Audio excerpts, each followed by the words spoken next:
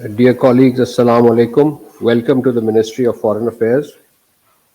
First of all, let me begin with the roundup of this week's activities.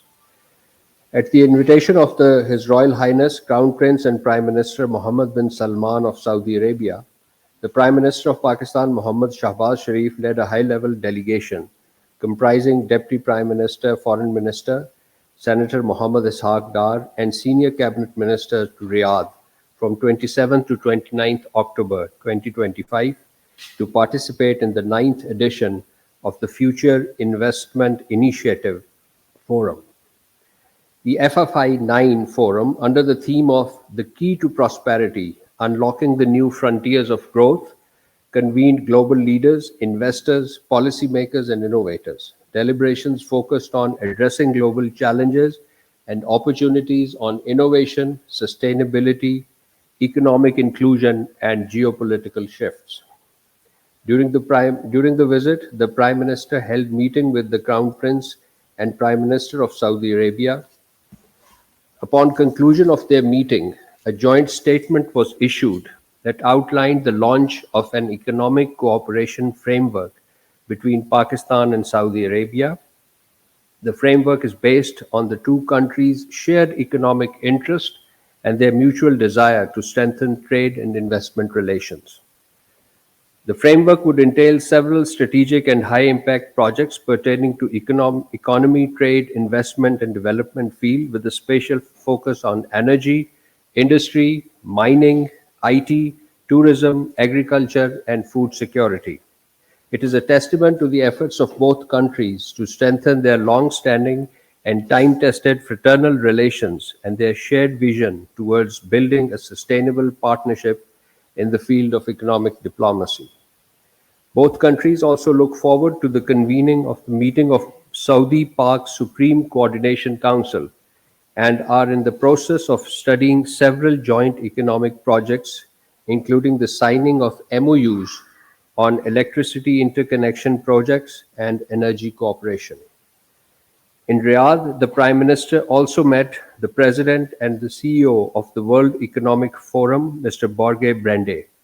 Mr. Brende invited the Prime Minister to the annual meeting of World Economic Forum at Davos, Switzerland in January 2026. The Deputy Prime Minister and Foreign Minister, Senator Mohammad Ishaq Dar, also held important engagements in Riyadh.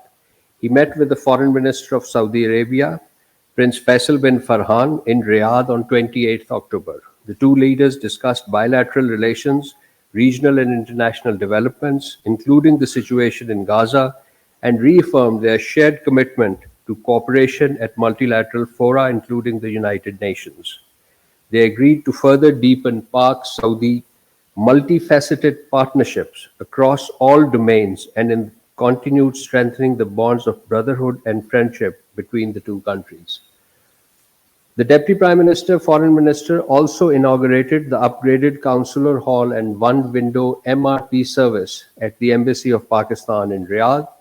This reflects government's commitment to better community facilitation and provision of more efficient and accessible public delivery to the overseas Pakistanis.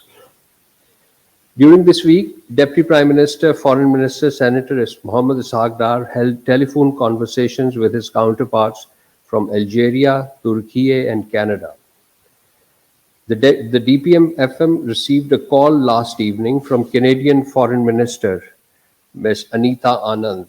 The two leaders discussed strengthening bilateral trade and investments, including sectors such as agriculture and mines and minerals, and collaboration under the Foreign Investment Promotion and Protection Agreement. The Canadian Foreign Minister thanked DPM-FM for facilitating market access to Canadian canola exports to Pakistan. Both leaders appreciated recent constructive engagements, reaffirmed their commitment to advancing mutually beneficial economic cooperation, and agreed to remain in close contact. The DPM Foreign Minister also spoke to the Foreign Minister of Algeria, Ahmed Attaf, on 29th October 2025. Expressing satisfaction at the positive trajectory of bilateral cooperation, both leaders reaffirmed their commitment to further strengthening Pak-Algeria relations and enhance coordination in multilateral fora, including the United Nations. The Deputy Prime Minister, Foreign Minister, also received a telephone call from his Turkish counterpart, Hakan Fidan, during which the two leaders discussed the evolving situation in Gaza and the next steps in and modalities for achieving lasting peace in Palestine. The Foreign Minister, Hakan Fidan, invited the Deputy Prime Minister, Foreign Minister, to Turkey for the forthcoming meeting next week of the 8 foreign ministers of partner countries who were engaged on the sidelines of UNGA 80 in the diplomatic process on Gaza. Ladies and gentlemen, moving on to Afghanistan, the second round of talks between Pakistan and Afghan Taliban regime in the presence of mediators concluded in Istanbul yesterday evening. Pakistan participated in the Istanbul talks, which started on 25 October, in a good spirit and with a positive intention. The Istanbul round was initially scheduled for 2 days. However, in an effort to reach an amicable agreement with the Taliban regime, Pakistan side, in earnest, continued the talks for 4 days. Pakistan positively engaged with the Taliban regime without compromising on its clearly stated position that Afghan soil should not be used for terrorism against Pakistan. Pakistan does not seek further escalation of hostilities, but expects the Afghan Taliban regime to honor its commitment to the international community and address Pakistan's legitimate security concerns by taking concrete and verifiable actions against terrorist entities, including Fitna al-Khawarij and Fitna al-Hindustan. It is highlighted that for the past 4 years, Pakistan has been urging the Taliban regime to take decisive and effective measures against the terrorist outfits present on Afghan soil. We repeatedly shared credible information about the presence of top leadership of Fitna al-Khawarij and Fitna al-Hindustan on Afghan soil with the Taliban regime. However, despite repeated assurances in the past, there has been a surge in terrorist attacks in Pakistan from Afghanistan.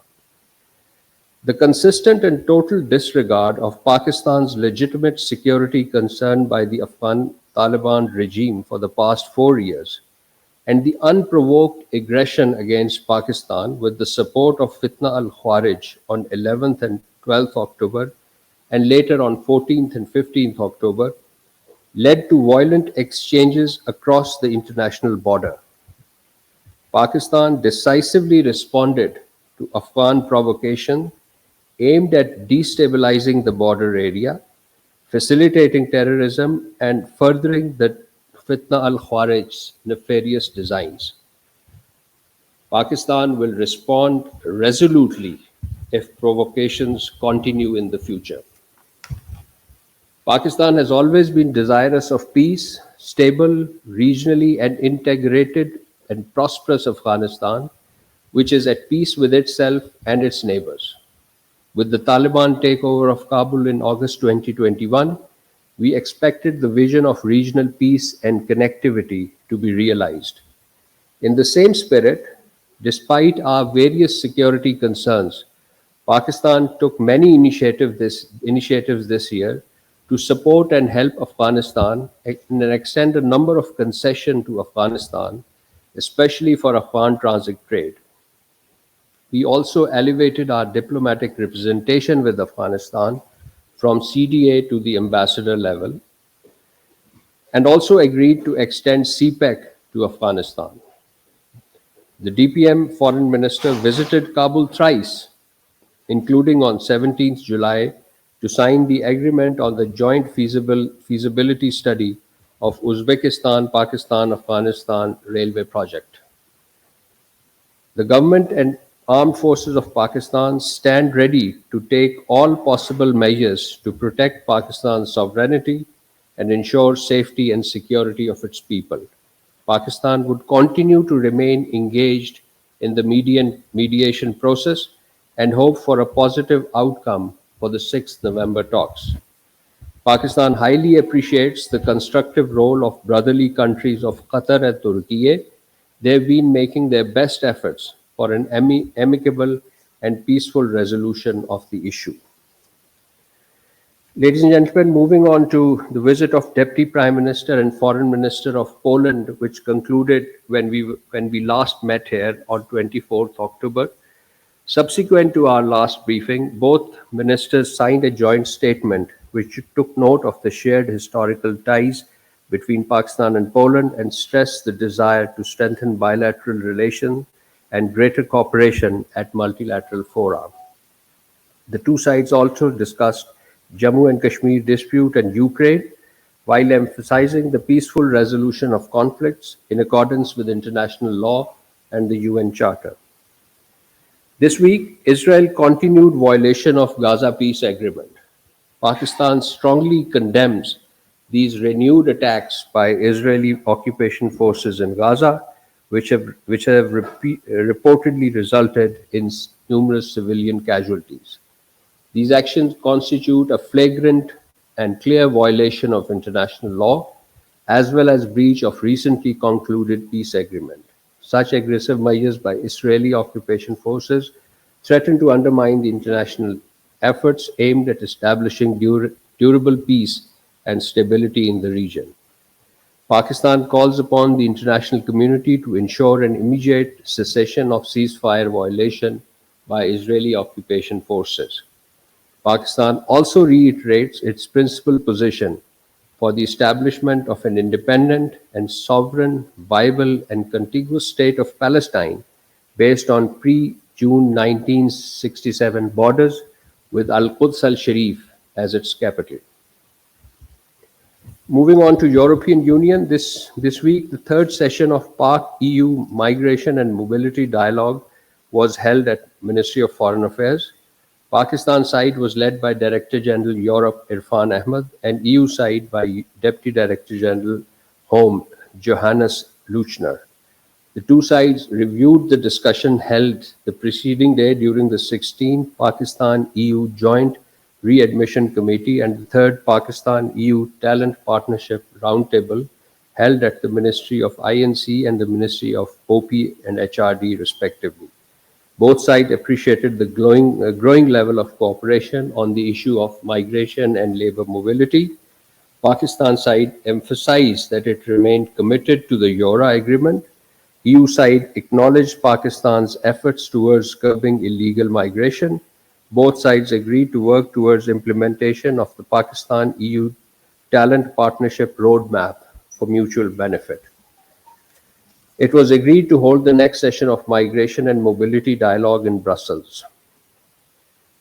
On the Kashmir Black Day, ladies and gentlemen, Pakistan solemnly observed the 78th anniversary of Kashmir Black Day on 27th October 2025, recalling the actions of the Indian forces on 27th October 1947, which led to the illegal occupation of Jammu and Kashmir. We condemn 78 years of occupation, state terrorism, and human rights abuses in Indian illegally occupied Jammu and Kashmir and reaffirm our moral, diplomatic, and political support for the Kashmiri people enduring decades of suffering in their just struggle for the right to self-determination under the UN Security Council resolutions. We would also like to express our profound gratitude and appreciation to the OIC and the OIC IPHRC for their consistent support to Pakistan's principal position on Jammu and Kashmir dispute and the Kashmiri people's legitimate exercise of their right to self-determination.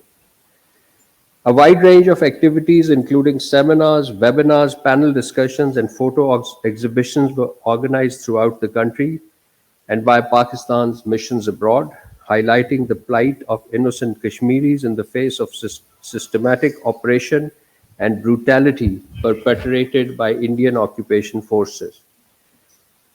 In their special messages on the occasion, the President, the Prime Minister, and the Deputy Prime Minister, Foreign Minister underscored Pakistan's steadfast resolve to continue extending moral, diplomatic, and political support to the Kashmiri people in their just struggle. They urged the international community to play its due role in pressing India to end its illegal occupation of Jammu and Kashmir, halt its grave human rights violation, and seize all repressive measures against the Kashmiri people.